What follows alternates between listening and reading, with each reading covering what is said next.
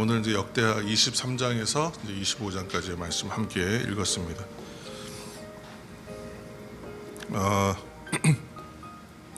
여호사밧 이제 다음은 이제 여호람이고, 여호람은 선지자 이제 엘리야의 책망하는 편지를 받음으로 이제 병이 이제 발생하여 좀 비참한 최후를 맞이하고 죽음을 맞습니다. 그리고 여호람의 막내 아들 여호아하스, 이제 아하시아라고 유다의 6번째 왕이 되고, 근데 여기까지도 다 이제 마찬가지인데 다 다윗의 길을 행해야 되는데 그렇지가 않고 이제 그 여로보암의 길 또는 이제 그 북이스라엘 이제 아합의 길을 따라갑니다. 그래서 이러한 배경 안에서 일어나는 일들은 이제 아버지였죠. 여호람 때에 아합과 이세벨의 딸인 아달랴와 혼인함으로 인하여 이제 이 북이스라엘의 전통이 내려옵니다. 그러니까 그 고대 왕가의 결혼은 항상 이제 종교와 함께 결합되어 있고 문화와 결합되어 있다.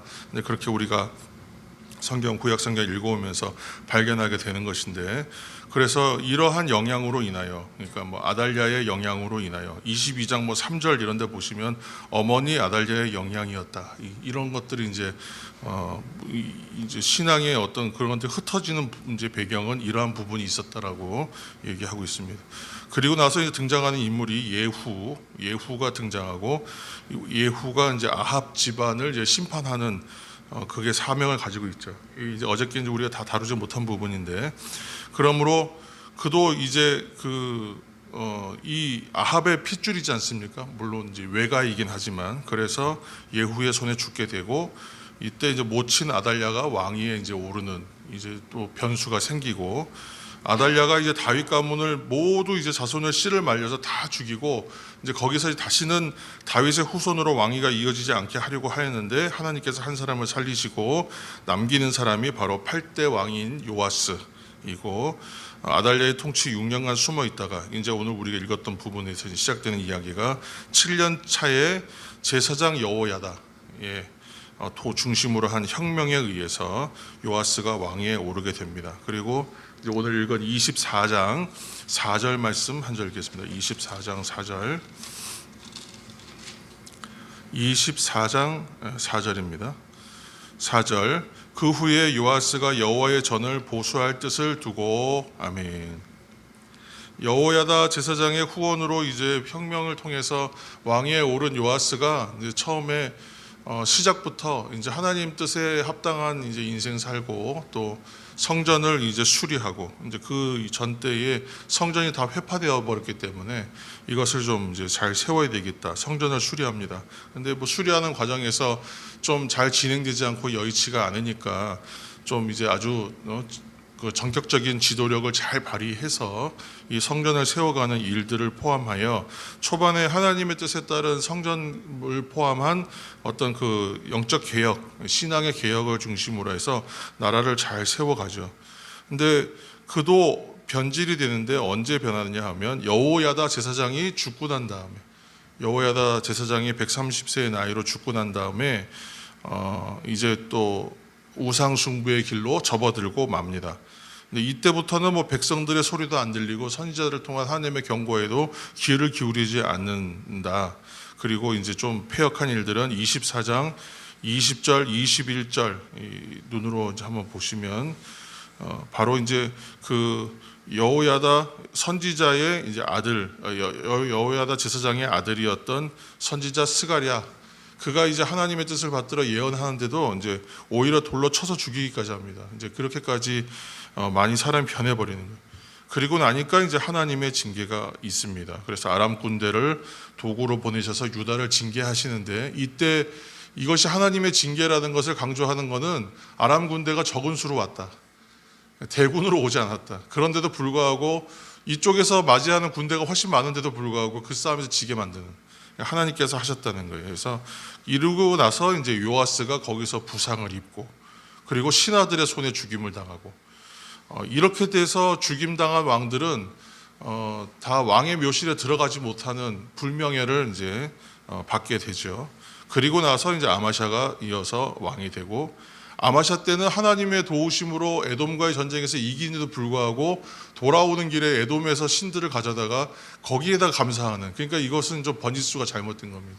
하나님께서 이기게 하셨는데 감사는 다른 곳에 가서 해버리니까 이거야말로 아주 그냥 대놓고 패역하는 일입니다. 그래서 이러한 일들이 계속 이제 반복되는데 결국은 좀 의문이 드는 것은 여호사밧 때까지 좋았는데 왜 이 다음에 이러한 좀 급전직하하는 신앙의 폐역과 이런 좀 변화가 일어나는가, 급격한 변화가 일어날까, 왜 이렇게 폐역하여지고 이제 좀 멸망의 길로 걸어가는가. 이게 보면 가장 큰 원인은 뭐냐면 결혼으로 인하여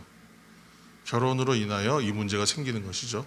그래서 북이스라엘의 아합과 이세벨의 딸이었던 아달랴와 혼인하면서 그를 아내로 맞이하고 또 그를 어머니로 두면서 이렇게 이제 그 문제들이 이제 커져서 결국은 뭐 여호람 같은 경우에는 자기가 이제 결혼했던 아달랴로 인하여 자기 손자 세대들이 다 죽임을 당하는 그런 이제 불행한 일들이 생기는 거지 않습니까?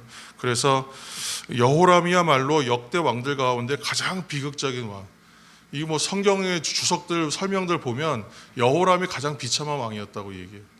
그러니까 이건 그 글들 가운데 보면 그 누구도 그의 죽음을 슬퍼하거나 안타까워한 사람이 없었다라고 말할 정도로 비참한 죽음들을 맞이하게 되고 또 자신의 그 아달랴로 인해서 자손들이 다 살해당하는 그런 결과까지 가져오게 됩니다. 그래서 오늘 이게 말씀 가운데에 뭐 한 가지 생각나는 것은 결혼이 참 신앙 안에서 참 중요한 일이다. 결혼하는 것이. 이것이 이제 문제는 뭐 배우자의 신앙의 조건이 참으로 중요하다. 이것은 뭐 너무나 우리가 잘 아는 이야기지만 무엇을 남겨주는가가 참 중요하구나. 그래서 신앙을 넘겨주고 신앙을 물려줘야 하고 또 신앙의 사람으로 인하여 그 신앙의 어떤 가정들이 세워지는 과정들이 참 중요한 것이구나 이렇게 생각이 됩니다. 그러니까 신앙이 무너지면 나라가 무너지는데 그 원인은 뭐냐? 한 사람이 무너지는 것으로 시작되는 거잖아요. 신앙이 무너졌다는 것은 전체적인 어떤 분위기가 될 때까지에는 한 사람들이 무너지는 거예요. 그리고 가정이 무너지는 거예요.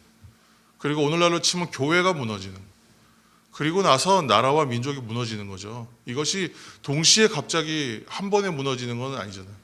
사실은 처음에 작은 것이었다고 어저께도 우리 말씀드렸지만 가장 큰 대형 사고가 생기는 문제는 생각지 않았던 작은 것, 사람들이 쉽게 생각하게 여기고 그리고 중요하게 여기지 않고 자신의 이익을 위해서 욕심을 위해서 어떤 지키지 않았던 작은 규칙 하나가 어긋났을 때부터 시작돼서 그것이 이제 큰 사고로 번지는 것처럼 신앙의 어떤 그 나라와 민족의 어떤 분위기가 바뀌는 것은 결국은 한 사람이다.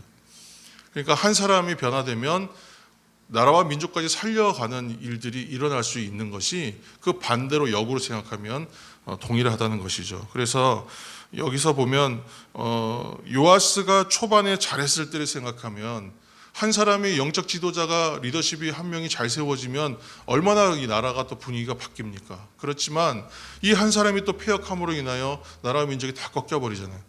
그것처럼 한 사람이 어떤 신앙으로 잘 세워지는 것, 그리고 그로 말미암아 신앙의 부부, 신앙의 가정이 세워지는 것, 그리고 신앙의 가문이 세워지는 것이 참으로 중요한 일이라는 것이죠. 하나님께서 주시는 복됨을 얻는 것은 한 사람의 변화로 인하여 시작되는 거예요.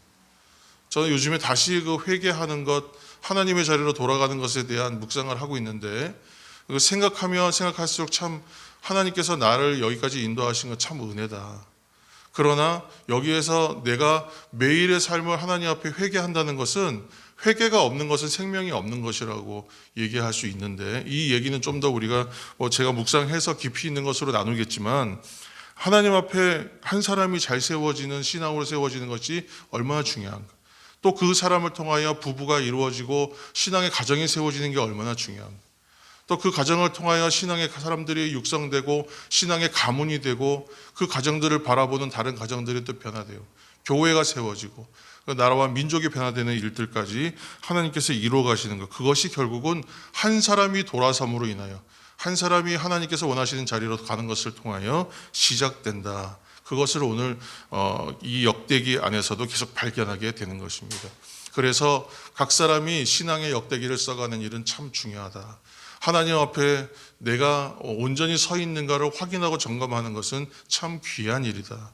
그렇게 해서 한 사람이 세워져서 또 아름다운 부부가 세워지고 가정이 세워지고 가문이 세워지고 교회가 세워지는 것은 참으로 나라와 민족을 위해서 참 귀한 일이구나 이렇게 생각합니다. 그래서 오늘날 여러 가지 양극화와 혼란과 분열이 있는 이제 우리가 시절을 살고 있습니다. 아주 선거 때문에 더 이제 극렬한 시대에 살고 있는데, 그렇지만 이럴 때일수록 누가 잘한다, 누가 옳다, 그것을 주장하기보다는 내가 먼저, 나 한 사람이 하나님 앞에서 온전히 섬을 통하여 변화는 시작되고, 우리의 가정이 잘 세워지는 것을 통하여 변화는 일어나는 것이죠. 우리 교회가 잘 세워지는 것을 통하여 나라와 민족이 회복될 수 있는 가능성과 씨앗들이 분명히 있다는 것을 생각하시면서 우리가 또 믿음의 씨앗을 심고 믿음의 싹을 틔우는 우리 한 사람들이 다 되고, 부부가 되시고 가정이 되시고 우리 교회가 되기를 예수님의 이름으로 축복합니다.